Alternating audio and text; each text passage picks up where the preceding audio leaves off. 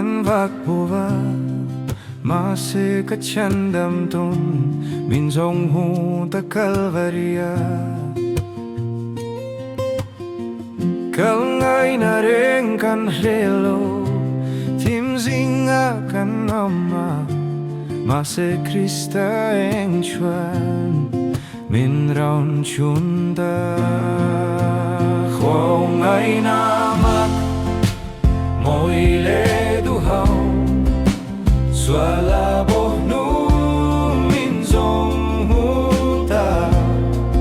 mi del ti ma bak kalvari ti sen zara kan tan van KHAWNGAIHNA hong ta hallelujah duli boyangin kan naum na huna min raun zong hu